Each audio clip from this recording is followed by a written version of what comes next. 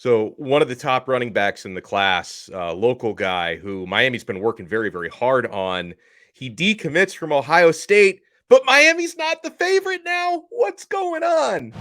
You are Locked On Canes, your daily podcast on the Miami Hurricanes, part of the Locked On Podcast Network, your team every day.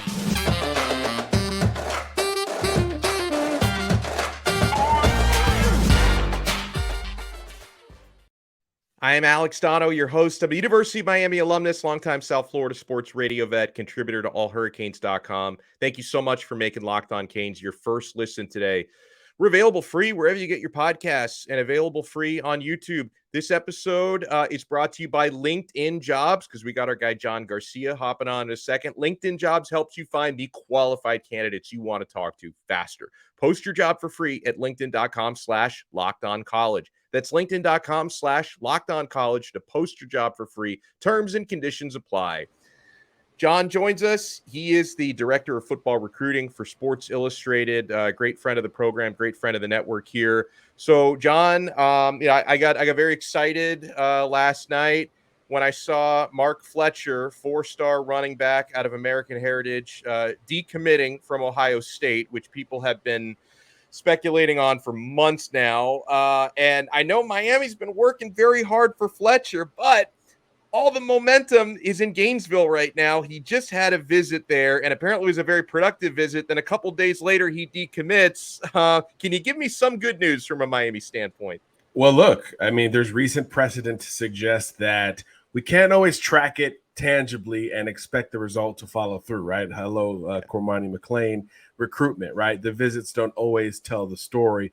And look, I think if you would have said, Alex, hey, 10 days ago and prior, Mark Fletcher's going to decommit from Ohio State, immediately your mind goes to Miami, right? From a recruiting standpoint, from a need standpoint, look, that's the only position where Miami is zero. There's zero on the board at the running back spot right now. So the priority, the local ties to him make a lot more sense. And he had just visited Miami a couple weeks ago, right? He spent his November in Miami Gardens and then in Gainesville before decommitting from the school in Columbus, Ohio. So he would have been fresh off of a Canes visit at that point. Wasn't a great game for the Canes, but a Canes visit nonetheless. More FaceTime with Mario Cristobal and the coaching staff, Kevin Smith in particular, the running backs coach. But then, of course, a week goes by, visits Florida. Florida has their best rushing game of the millennium, it feels like. Yeah. And he decommits from Ohio State right after that. And what's interesting about that trip, Dono, is that it was a surprise. There was not a whole lot of talk of Fletcher visiting Florida. There's been talk about Fletcher decommitting from Ohio State, like you said, since the summer, it feels like. But not a lot of talk about the Florida Gators. The long-standing thought was Ohio State's going to be tough to beat. If he does back off, Miami is going to have a good opportunity to keep him home. I still believe that is on the table. One, because we can't just follow the trips and the timeline and expect that to dictate how the recruitment goes. And two, for a long time, Mark has told us and been honest about, hey, Miami is going to keep pushing. They're not going to stop until National Signing Day. Three, we don't have a timeline. I think that's maybe the most critical part of this. If this was going to be a one-to-one flip, decommit from one school, pick the other, I do think that momentum, the surprise visit up to Gainesville, has some legs in that regard. So I do think there's still some hope here for Miami. But it's another one of these Miami and Florida battles. It's the story of recruiting in this cycle. It's back and forth. Each school has flipped the recruit from the other school, and each school has certainly held buzz against the other for top uncommitted targets. Now Mark Fletcher is kind of the one in the crosshairs for both programs. Florida does have a running back on board in Trayon Webb. He is close to Mark Fletcher, so you can take that for what it's worth. He's hinted at Fletcher jumping on board. And like you said, the momentum from a media perspective is with the Florida Gators, but there's still no timeline. There's still over a month until National Signing Day, so things can and probably will change, right? This isn't a Polk County kid or Osceola kid or a Tampa kid. This is a South Florida Lauderhill kid. So the all bets are off from a projection standpoint in this regard. And we do know, again, Miami has been pushing as long as anyone. Once Mario Cristobal's staff got put in place and Kevin Smith was hired, he was one of the first prospects to really feel the new energy of the coaching staff. And that has not changed, especially as Miami has sort of struck out at the running back position. So I think Miami needs to get back into the race if the perception is true and Florida is maybe out front. And these battles between Miami and Florida have been incredible. There have been so many surprises. And then, of course, you talk about places that are like Gator territory. You can also say that about places like Lakeland, and then Cormani McClain commits to Miami, Orlando as well, with the whole Malik Bryant saga. Yeah. This has been wild in itself, John, because, I don't know, 3-4 days ago, there was a ton of momentum that Bryant, 4-star linebacker out of Orlando Jones, was going to pull a Jaden Rashada and flip to Florida. I was talking to every source I have on this, and I was getting, depending on who I talked to, I got different answers from everybody, John, on this. But somebody did tell me that they got word a few hours before his social media post, like, I think you can breathe a sigh of relief on Malik. And then he posted what he posted on Twitter. So what was your reaction to that? And I'm not going to be cocky because, John, I know that these battles aren't really over until signing day, despite what he tweeted. Yes, December 21st. If you haven't already circled it on the calendar, Canes fans, this is the time to do it, because that's when, the momentum doesn't matter, because now it's tangible. It's signed. It's literally written in stone there. So, yeah, that will be fun. And look, we should expect surprises along the way with these two. Let's be honest, these two great recruiting staffs. I mean, both first-year coaches in the Sunshine State trying to turn around historically great programs. And they've hit the ground running, to say the least, from a recruiting standpoint. So that back and forth is not going away either. So it's something that both fan bases really need to kind of settle in on. All the while, Mike Norvell has the best on-field product. So it's just fascinating, as it always is in the state of Florida. But look, Malik Bryant was a big deal. Like you said, legit momentum. Remember, before he committed to Miami, there was a lot of Florida momentum. That was viewed as a true back and forth battle. And you could argue that Florida had more momentum for Malik Bryant than a lot of these Miami commitments that were including the Gators in their conversation. Certainly, it felt like more of a 50-50 battle compared to Cormani McClain, where all the buzz was with the Florida Gators. So I think in that regard, you feel good about maybe holding on to Malik Bryant. Some of that comfort and finality of the decision-making process started to get out before he committed. He followed through with Miami and has stuck on board since. And I think it's important to bring up Jaden Rashada like you did. This was the turning point for both programs now twice, right? So when Rashada initially picked Miami over Florida, it was like rock bottom for the Florida recruiting side of things, and they have bounced back in a very big way, and they'll probably admit one day that was the turning point, losing out on Rashada in the summer months. And then conversely, when Rashada flipped from Miami to Florida just a couple weeks ago, you see publicly the line in the sand drawn, and Canes commits started coming out and making these bold statements. Not all of them, right? Mm-hmm. Not all of them. Malik Bryant wasn't in the first wave of, hey, I'm a Cane, don't worry about it type of social media posts, but he did come around and do that. And you just wonder with Francis Mauigoa, Malik Bryant, there's still a lot of Gator targets on that Miami commitment list, and vice versa, right? Down the stretch. You just wonder how much that stuff is going to matter down the stretch. But obviously, all things even, you'd rather have the kid a month before signing day come out and say, hey, I'm going to be a Hurricane. I can't wait. And I thought Malik's was unique in that he talked about how quickly he was going to be a Hurricane, and that after his college days, how he would always refer to himself as a Hurricane grad. I thought that one had a little bit more pizzazz and personal touch as opposed to some of the other ones. It looks like the staff has kind of nudged these commits like, hey, for sure. We lost Rashada.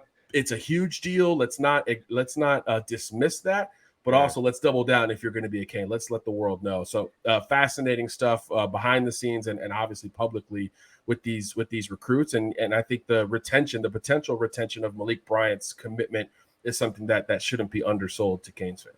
Well, we have a lot of names we need to ask John Garcia about. He's the director of football recruiting for Sports Illustrated. Want to get his take on Damari Brown. Is it going to be the Canes for the 4-star corner?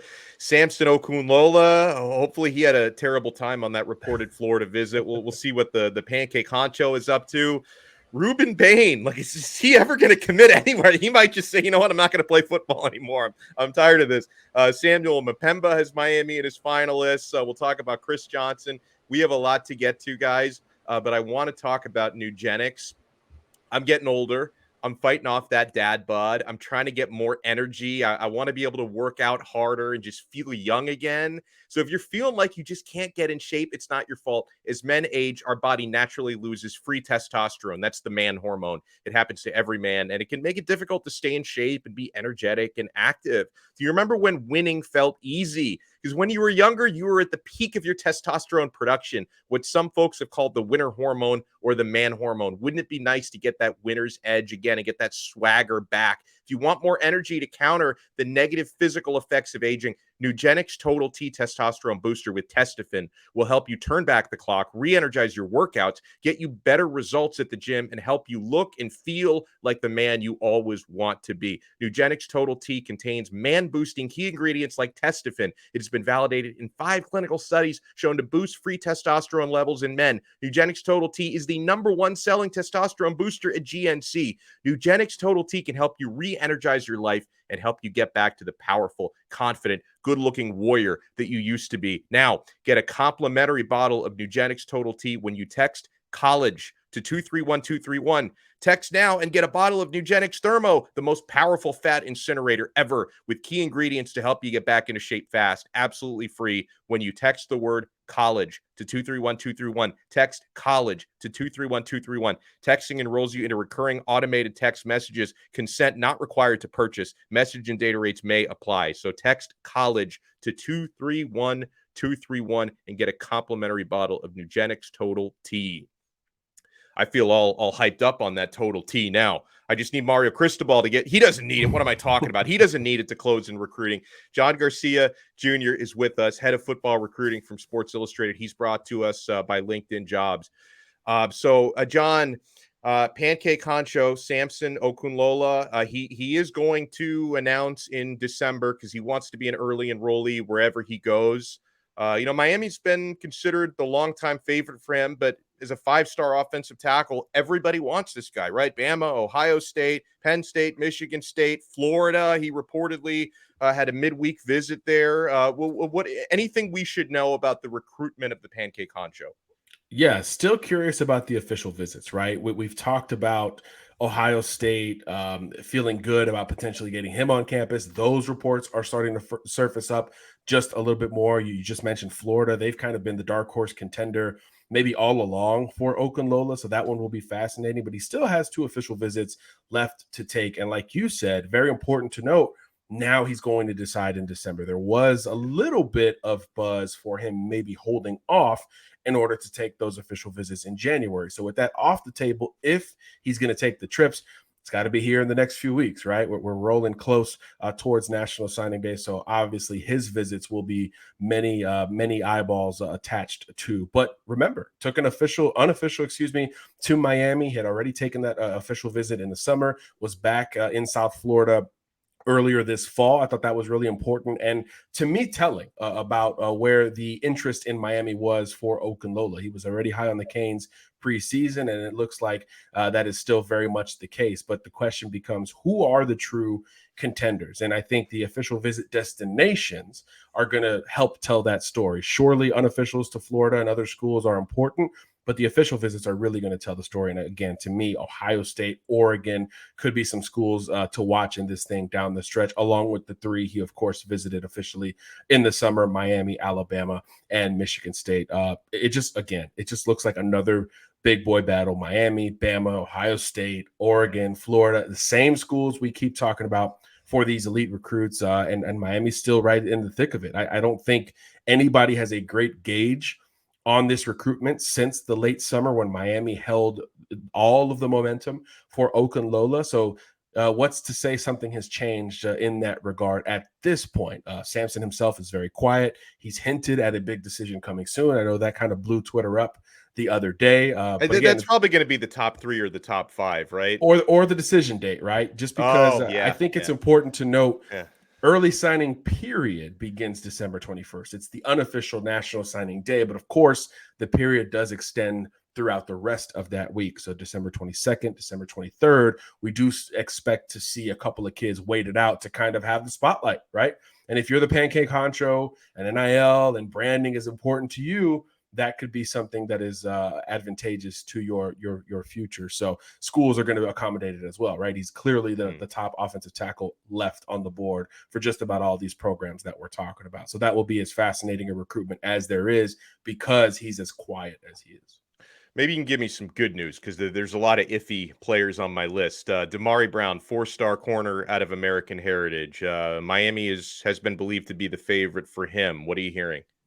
The final group is out. It's bigger than 2 schools, but it has felt like a 2-school deal for some time. No disrespect to Florida State, which is kind of hung around in a lot of these races, and we're not talking about FSU as much. But this recruitment in particular feels like Miami's long held some advantages here: legacy recruit, location, all of those things. And then Alabama has sort of emerged as the primary contender. Remember, for every Cormani McClain battle you win against an Alabama, they now also move to their next targets. And Damari Brown, especially with the last 12 to 18 months that he's put on tape, some really standout performances against some great players in South Florida at wide receiver, he has upped his stock to where Clemson, Bama, Miami, Florida State are all very high on him, among the top uncommitted corners in the class. And gosh, everybody needs a 6-foot+ corner with great technique and pedigree against great players. So again, that one has felt like a Miami-Alabama battle, but going into that McClain decision, it felt like an Alabama-Florida battle. So hard to peg down just how that feels, although there is legacy status and location that really favors the Canes in this regard. But he loves T-Rob up at Alabama. So that's something to note as well. So that one will be really fierce here down the stretch. We talk about Miami not having that running back on board. Bama doesn't have that true corner on board yet, and that's not something we see every cycle. So if Cormani McClain's recruitment is totally done, then Alabama's really going to start to zero in and go all in on Damari Brown. So sooner the better if you're a Canes fan in that regard. And obviously he's confirmed a December timeline as well. So I think that's good news in and of itself. With some of the players we talk about, like Mark Fletcher, for example, we can say the longer this goes, the better of a chance Miami has, right? Because he's got like the Florida momentum right now. Sometimes I say the opposite, though. Like, the longer this goes, maybe the worse Miami's odds are. And I feel that way with Rueben Bain. I hope he ends up a Cane, because he could be such a great ambassador for Miami. He's a legacy. He's local. His middle name is Hurricane, for goodness sakes. Rueben Hurricane Bain. Like, I need him in Miami. But, yeah, I feel like if he really, really wanted to be a Cane, he could have made his commitment months ago. Am I right to feel that way? I think you are, and there's reason to worry, right? The on-field product hasn't lived up to really anyone's expectation, and simultaneously, his stock, just like Damari's, has only increased, right? You're talking, what is it, 40+ sacks over the last 2 years. He even missed some games this year. I mean, it's just crazy production at a pass rusher position that, again, everybody needs on their roster. So Alabama and Auburn, Louisville is like a sneaky program in the Bain recruitment. And then Florida State is right there as well. Like I said, they keep kind of coming up in Tallahassee. They're looking to have a strong finish here down the stretch. And look, it's one of those where you throw out the tangible. Again, when you talk about a South Florida recruit, Auburn is confident without a head coach. I mean, that if that's not quintessential recruiting in South Florida, I don't know what is. So I think Bain's decision will be fascinating. I will say, though, in terms of should he have already been committed to the Hurricanes, I'll give him credit. Rueben has always stuck with that December timeline. It feels like for the last year, folks have been asking him, hey, can you do something sooner? Do you see something happening quicker? And he has always said, I plan on making a decision late in the cycle, possibly on National Signing Day. So to his credit, he is sticking to that timeline that he established even before some of these programs really started to prioritize him. But still, just from a human and feel perspective, it does feel like the longer it goes, the better for every school not named Miami. But I still do feel like Miami's got a really good shot to keep him and or Damari Brown and Mark Fletcher, for that matter, within the Tri-County area. And I think that's where you start to evaluate this Miami finish, right? Can you keep some of these elites home? Because going into California and American Samoa and the Northeast with Okunlola, all that stuff is great. Polk County with Cormani, but really Mario Cristobal was hired to keep elite talent home. And I think that is how you can start to judge the close, because if there's any region of kid that should give Miami the benefit of the doubt when things aren't great on the field, it should be those local legacy recruits, and Miami's after a couple of them in a very big way on defense. Guys, keep it locked right here. John Garcia Jr., head of football recruiting for Sports Illustrated, is with us. Got to ask him about Samuel Mpemba. Can we keep that IMG pipeline moving? I'll tell you what I always keep moving, and that is betonline.net. That segue made no sense, but it doesn't need to make sense because BetOnline is my spot. I'm on the website every single day, guys, checking on the odds. I'm checking on their podcasts, their reports. They arm you with the info you need to win your bets. BetOnline is your number one source for sports betting info, stats, news, and analysis. Get the latest odds and trends for every professional and amateur league out there. From football to basketball to soccer, esports, we've got it all at BetOnline. And if you love sports podcasts, you find those at BetOnline as well. We're always the fastest and easiest way to get your betting fix. Head to the website today or use your mobile device to learn more. BetOnline, where the game starts. All right, talking recruiting here with John Garcia Jr., Sports Illustrated. So the Miami Hurricanes make the final cut for Samuel Mpemba for his December 4th announcement. This one feels like a very strong Georgia lean, but I know the attitude Cristobal has. Like he was quoted recently and saying for him with recruiting, this is like a 7 overtime basketball game that's just now getting started. So like he's not counting himself out of any battles. So what's going on with Mpemba, the 5-star edge rusher from IMG Academy? I think that part is where you start, right? IMG, where there's been so much Miami momentum since the summer, whether it's the current commitments, the new additions to that ascender roster. Miami has dominated that conversation. Again, a media day at IMG this preseason, it was on everybody's mind, including Sam's, and I actually asked him because, of course, we could all see this Florida versus Miami battle brewing for a lot of kids, and he's one of them, in addition to Georgia and Tennessee. Hey, what's the difference between these two schools? And he was right down the middle. He really couldn't push one way or the other. He said, well, Florida's in the SEC, and that's where the best of the best play, but Miami's got the momentum right now. The competition is going to be great. And his buddy, Francis Mauigoa, who he goes against every day and has really credited for his own ascent as a pass rusher, because remember, Mpemba was a tight end last year backing up Jaleel Skinner, another IMG Miami standout. He made that move, and Mauigoa has really pushed him towards being this elite, no doubter pass rusher that everybody wants. I think that's a big pull for the Hurricanes. Conversely, Florida's in it. Georgia has held the momentum, I think, for the longest period of time. Tennessee has been close for a lot of these IMG guys, but it just felt like they've been a little bit on the outside looking in. The real surprise for me, Donno, was when he announced the finalists. It was all regional. It was all Southeastern schools, even though he's a St. Louis kid. So Mizzou, where he had visited, didn't make the cut. Oregon was getting some dark horse love and comments from him.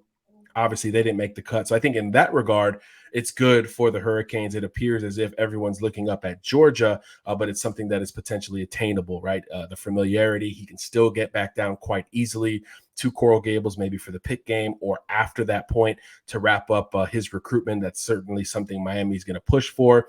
And with a kid like that, a puncher's chance feels good. You just want to be in the race again.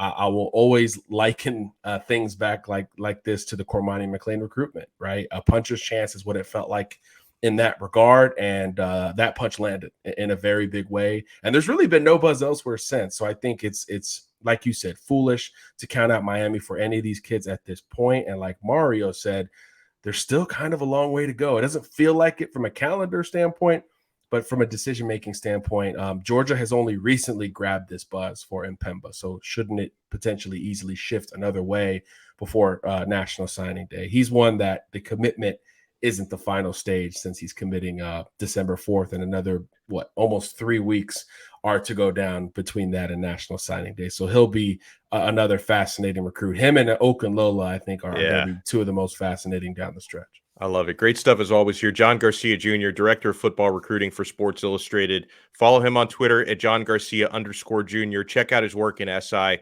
John, thank you so much. Tell my guy, air quotes Brandon, that I say hello when you talk to Brandon on Locked On Gators. We got the right. If you think the rivalry stops in recruiting, Brandon and I, we're going at each other. And if you guys want to make some nasty comments on Brandon's YouTube feed, the way the Gator fans do on my feed every day, keep it civil. But have at it. John, thank you so much. We'll talk to you again. Always a pleasure. Take care, boss. All right, that'll do it. Everyone, make sure you tune in to Locked On Sports today, and make sure you tune into our next episode tomorrow. Locked On Canes, part of the awesome Locked On Podcast Network. Your team every day.